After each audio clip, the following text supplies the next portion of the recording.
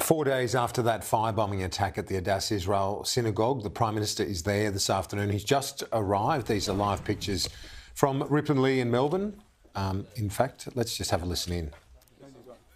Okay. I promise you. If you don't mind. I'll tell you when you go down. I'll go down here so the President. Yep. I spoke to him on the phone.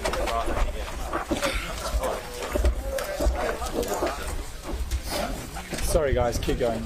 Michael. Who is Michael? This is Michael, President of Adass. Welcome. Thank you very much for coming. You got a bit of room.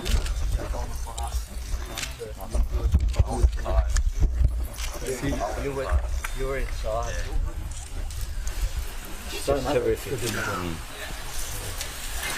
Why were you here at that time in the morning? What is going on? I'm here every day. Really. Every day. Early rise. Yeah. Just sitting and learning and praying and connecting with God. That's 4:15 is very early. Yeah. I get up early, but that is very early, sir. We're going to go inside? We will. We'll walk around the other way. Let's go inside. We'll see what happens. Thank you very much for coming. So that's the honour to have the Prime Minister here. We're working fast to Thanks get for the work you do. Tell him to sleep in a little bit. I'm working on it. Thank you for Prime Minister.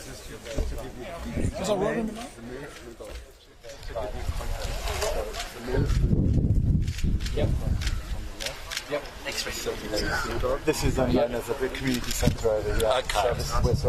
So you'll have meetings and a ceremony that celebrates my daughter's birthday. I went to my first bar mitzvah on Saturday. And it was a great Now you know where we are. You're always welcome. We have them all the time. great honour.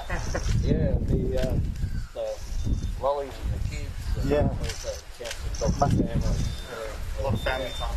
Yeah. My son actually asked me yesterday, the lolly bag, Dad, did you save the lolly bag inside? So I've got the lolly bag around downstairs. Very important. Yeah, the kids are all quite, moved and devastated by it all. It's one of the wonderful things about this country is that you can live in Australia and experience different cultures, different faiths, different beliefs, and be enriched by it. Correct.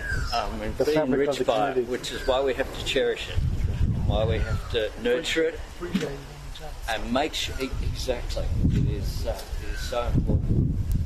I have. There's no synagogues in my life. It's just outside. It's one of the oldest in Australia. It goes back a long time. Look at some of the tributes, Prime Minister, to be able to see. You have to see some of the flowers and all. Make some room for the Prime Minister, please, gentlemen. Thank you. So we can have a look on the right.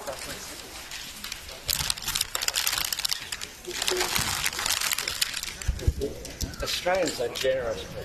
Yes. We're warm country. Yeah.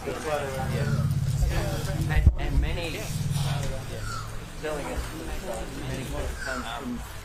telling us was many people came from Hungary, Hungarians, Poland, Czechoslovakia, that area. Europe. And they built this with their blood and sweat, the shirts on the back, they came with nothing. And we've got to do the same all over again. and help build the hub. But we'll see what we can do to help. It'd be amazing. Thank you.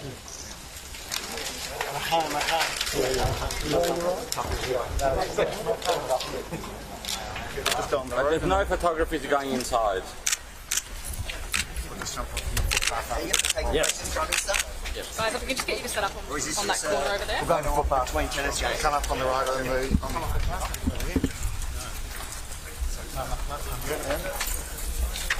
Prime Minister, was there a reason why they kept this press conference inside?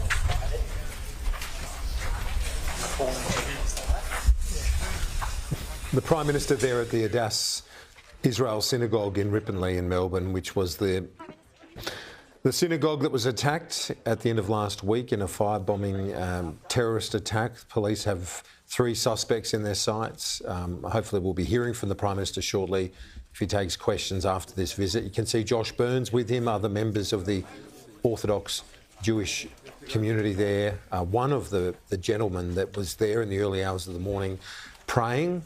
There were only 2 people there at the time, but there the Prime Minister embracing members of that community. It's been a very difficult few days for them. He's about to go inside to see the extent of the damage. my colleague Trudy McIntosh is live here.